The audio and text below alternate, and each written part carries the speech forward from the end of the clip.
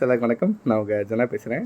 இப்போ என்ன கண்டென்ட் பார்க்க போகிறோம்னா, ரக்ஷிதா பாலாஜி பற்றி உண்மைகளை உடைத்து பேசிய இயக்குனர், கிழிக்கப்பட்ட முகத்திரைகள் என்ன விஷயன்றதை டீட்டெயிலாக பார்க்கலாம்.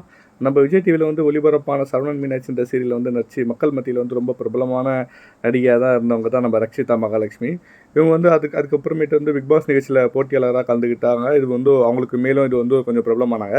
பிக் பாஸ் நிகழ்ச்சிக்கு பிறகு வந்து ரக்ஷிதாவுக்கு வந்து பட வாய்ப்புகள் வந்து கிடைக்காத நிலையில் வந்து பிக் பாஸ் நிகழ்ச்சி யாரிடம் வந்து எப்படி நடக்கணுன்ற ஒரு வாழ்க்கை பாடத்தை வந்து கொடுக்குமே தவிர பட வாய்ப்புகளை வந்து பெற்றுத்தராது. நாம தான் அதற்கான முயற்சிகளை வந்து செய்யணுன்ற மாதிரி ஓப்பனாக ஒரு பேட்டியில் வந்து பேசியது சர்ச்சையை ஏற்படுத்தியிருக்கு. இதை தொடர்ந்து வந்து வெளித்துறையில் வந்து கவர்ச்சி நாயகியாக அவதாரம் எடுத்தாங்க ரக்ஷிதா மகாலட்சுமி.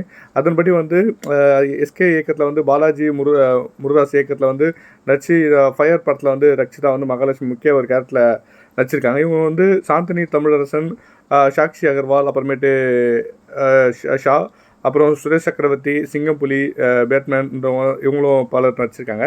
இதெல்லாம் வந்து இந்த ஃபயர் படத்தை வந்து இயக்குனர் ரக்ஷிதா பற்றியும் பாலாஜி பற்றியும் வந்து தற்போது வழங்கிய பேட்டியில் வந்து வைரலாகிருக்கு. என்ன விஷயம்னா, அதன்படி வந்து அவர் என்ன சொல்கிறாருன்னா, சரவணன் மீனாட்சி சீரியலில் நடிச்சு பிரபலமான ரக்ஷிதா மகாலட்சுமி இவங்க வந்து ஒரு நடிகை போல் அல்ல.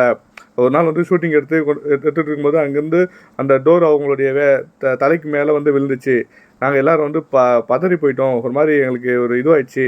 ஆனாலும் வந்து அவர் உண்மை ஆகாத மாதிரி பரவாயில்ல, இனி கொஞ்சம் பார்த்து பண்ண சொல்லுங்கன்ற மாதிரி ஈஸியாக அதை நடந்துக்கிறது வந்து எங்களுக்கு ரொம்ப ஒரு வாய்ப்பில்லாத ஒரு விஷயமா இருந்தது. இப்படி எந்த ஒரு நடிகை வந்து செய்ய மாட்டாங்க. மேலும் வந்து ஷூட்டிங் அந்த ஸ்பாட்டில் வந்து சாப்பாடு பரிமாறும் வந்து எல்லாருக்குமான கலகலன்னு பேசிட்டு அவங்க கூட வந்து ரக்ஷிதா மகாலட்சுமி வந்து ரொம்ப இயல்பாகவே இருப்பாங்க. இதே போல் தான் பாலாஜிக்கும் இந்த படத்துக்கும் வந்து தயாரிக்கும் போது வந்து இது எனக்கு ஒரு வாய்ப்பாக தான் ஏற்படுத்தி கொடுத்துருக்கு. சம்பளமாக வந்து 5 லட்சம் கொடுக்கப்படும்ன்ற மாதிரி பேசி தான் முடிவு செஞ்சோம்.